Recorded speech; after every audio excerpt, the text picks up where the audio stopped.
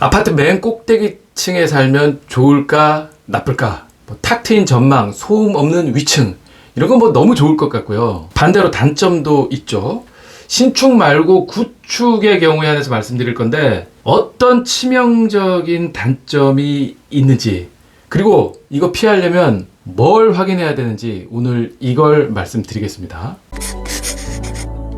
첫 번째, 수압이 너무 약해요. 오래전에 지어진, 그러니까 대략 2000년도 이전이냐 이후냐 이걸로 나눌 수 있는데 2000년도 이전에 지어진 아파트는 지금과는 급수 방식이 완전히 다릅니다. 이렇게 아파트 옥탑에 고가 수조를 얹어놓고 거기에 계속해서 일반 펌프로 물을 쫄쫄쫄 채우면서 고가 수조의 높이차를 이용한 방식으로 각 세대에 물을 공급하는 방식이었죠. 이게 기술이 발달하면서 부스터 펌프라고 하는 강력한 펌프가 개발이 된 거예요. 그 시점이 2000년도 즈음이고요. 옆에 지하 물탱크실이 있고 그 옆에서 계속 올려주는 펌프, 요거 4개짜리, 요게 이제 부스터 펌프인데 이게 단순히 힘만 강력한 게 아니고요. 사용량이 확 몰릴 때는 펌프 여러 개가 이렇게 순차적으로 가동이 되기도 하고, 이 피크 타임이 끝나면, 그러니까 출근 다 했어, 그래서 씻을 거 다 씻었어, 그러면 물을 어느 정도 배관 내에 일정한 압을 걸어 놓고 그러고 나서 멈춰요. 그래서 어디선가 또 한 세대에서 조금 찔끔 쓰더라도 추가 전기 소모 없이 그 압력으로 잘 나오게끔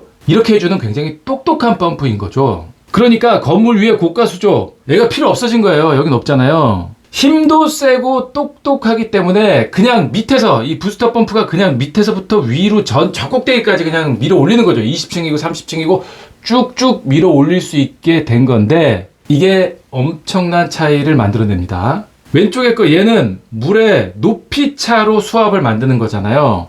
고가 수조와 수도꼭지의 높이차, 이 높이차가 결국 수압을 결정하는 요소라서 수조의 위치, 이 고가 수조의 위치가 높아야지만 정상적으로 압력이 작동하는 건데, 보통 요 정도 이렇게 8m, 옥탑의 높이가 8m 정도에 있는 물탱크실을 만들었어요. 밑에서부터 이 꼭대기까지의 높이가, 그에 반해서 오른쪽 거 얘 밑에서부터 밀어주는 부스터 방식, 얘는 물탱크실이 아예 없는 거예요.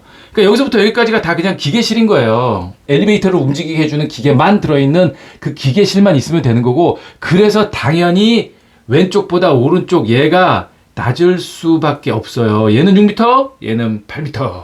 지금부터 중요합니다. 여기서부터 여기까지가 고가 수조라고 말씀드렸잖아요. 여기 밑에는 엘리베이터 기계실이고, 수조의 높이를 조금이라도 높이기 위해서 엘리베이터 기계실 위에 이 고가 수조를 위치해 놓은 건데, 이 전체가 8m니까 수조 바닥까지, 이 수조 바닥까지는 잘해야 5m 정도 될까 말까예요. 그러니까 여기서부터 여기까지 수도꼭지까지의 높이가 5m라는 얘기인데, 낙차 수직거리, 여기서부터 여기까지의 이 낙차 수직거리가 5m면 50kPa이에요. 낙차 수직거리가 5m일 때 50kPa. 이게 너무 약한 거예요. 건축 기계설비 설계 기준에 따르면 주방의 수도나 샤워기의 급수 압력은 100kPa이 돼야 되는 거예요. 최소 70은 넘어야 된다라고 규정되어 있어요. 이 최소 기준인 70kPa에도 못 미치는 정도인 거예요. 그래서 내가 이사 가려는 집이 이 고가 수조 방식이냐 아니냐를 구분할 줄 알아야 되겠다라는 얘기예요.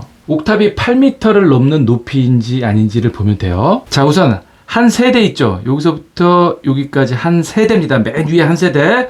그 높이를 H라고 보면 이 H가 한 개, 두 개, 세 개 이상 들어가느냐 아니냐, 이걸 따져보면 돼요. 사진 찍어가지고 이렇게 살펴보면 되니까. 세대 하나의 높이가 2.8m거든요. 2.8m가 하나, 둘, 세 개 있으니까 얼마입니까? 얘는 8.4m가 넘어요. 예, 이만큼보다 더 넘어요. 그러니까 8m가 훌쩍 넘는 옥탑인 거다. 고로 물탱크 방식이다라고 볼 수 있는 거죠. 또 볼까요? 1H가 하나, 둘, 세 개 이상 있잖아요. 이것도 마찬가지고 얘도 마찬가지죠. 3개 있어요. 이렇게 3개 이상 올라가는 높이냐 아니냐를 가지고 8m 넘는구나 아니냐, 고가 수조 방식이네 라는 걸 알 수 있다 라는 얘기인 거고요. 또 하나, 고가 수조 안에 이런 물탱크가 결국 들어있는 거거든요. 저기서 물을 담아가지고 밑으로 이제 수압차에 의해서 내려보냅니다. 이런 큰 용량의 물탱크가 들어가기 때문에 옆으로 좀 넓어야 돼요. 밑에 있는 기계실보다 폭이 더 넓어야 되는 거예요. 이걸 활용해서 구분할 수도 있습니다. 고가 수조 방식은 가분수 모양을 하고 있어요. 밑에보다 위가 넓잖아요. 기계실의 폭보다 물탱크실의 폭이 넓어요. 안에 물탱크가 들어가야 되기 때문에. 얘도 마찬가지죠. 가분수예요. 이렇게 가분수로 만들어 놓고 여기 이렇게 지금 선엄통 빠져 있는 용도로도 활용해요. 이렇게 넓어지니까 고기로 이렇게 빼는 거예요. 여기도 보세요. 이 고가 수조가 넓잖아요. 여기가 더 넓어요. 가분수예요. 이런 외부 형태를 보고 아 이거 고가 수조 방식이구나. 최상층은 수압이 약하겠네 라고 판단할 수 있는 거죠.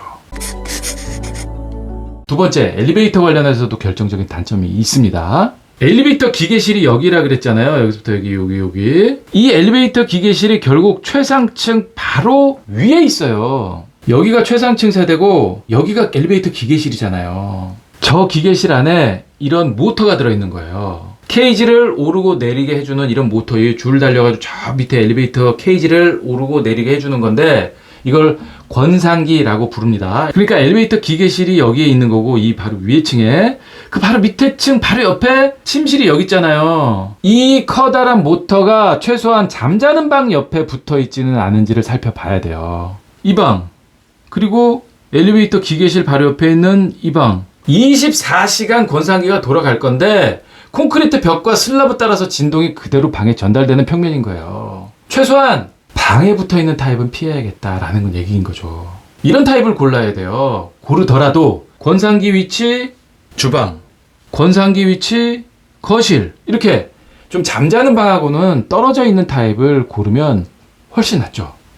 그리고 운행 속도 느린 것도 단점인데 이것도 감안해야 돼요. 최상층이니까 오래 걸리잖아. 엘리베이터 새 걸로 교체하면 좀 빨라지지 않겠어? 뭐 생각할 수 있는데 그렇지가 않습니다. 이게 또 쉽지 않은 게 이 부분이 기계실이 있는 부분이고 여기서부터 여기까지가 오버헤드 구간이라고 합니다. 엘리베이터 맨 밑에 있는 여기는 피트라고 하고요.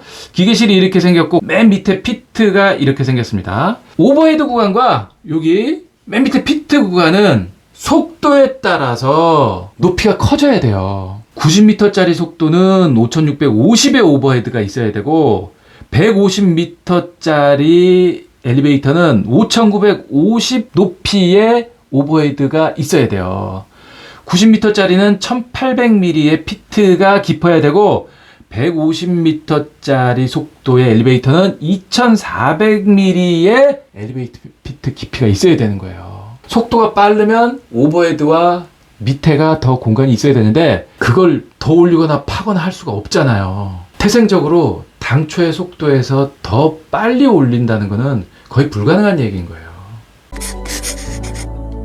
단열이 약한 것도 각오해야 됩니다. 중간층은 단열재가 벽에만 들어가잖아요. 최상층은 지붕 전체가 다 단열재가 들어가야 돼요. 지붕이 외부에 노출되어 있으니까. 그런데 이게 또 보통 일이 아니에요. 에너지를 절약하기 위해서 단열재 두께를 얼마 이상 해야 된다라는 정부 규제가 있잖아요. 건축물의 에너지 절약 설계 기준. 모든 규정이 그렇지만 다 점진적으로 이렇게 강제하잖아요. 과도기를 두면서. 법규 처음 생길 때부터 앞으로 모든 건물 다 단열재 이만큼 두껍게 해. 하면 너무 혼란스러우니까 점진적으로 강화한다고요. 이게 지금 건축물의 에너지 절약 설계 기준입니다. 2011년, 2016년, 2018년 이래요. 2011년도에는 중부지역이 0.36이었어요. 2016년에 0.210, 열 관리율이 그렇습니다. 2018년도엔 0.170. 뭐 이거를 이제 단열재 두께로 좀 말씀드리면 이렇죠. 2011년도에는 비드법 2종이 81mm면 됐어요.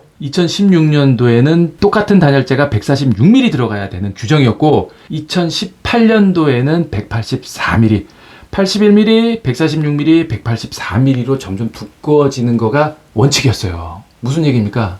이때 지어진 아파트는 딱 이 두께만큼만 단열재를 해놨다는 말인 거예요. 벽이고 천정이고 전부 다 단열공사 전면 다시 시공해야겠다라고 각오하고 들어가셔야 돼요. 안 그러면 겨울에 엄청 춥고 난방비, 에어컨비 당연히 더 많이 들어가는 세대라는 이야기인 거죠. 그래서 오늘의 결론, 최상층 사는데 불편한 집은 따로 있다.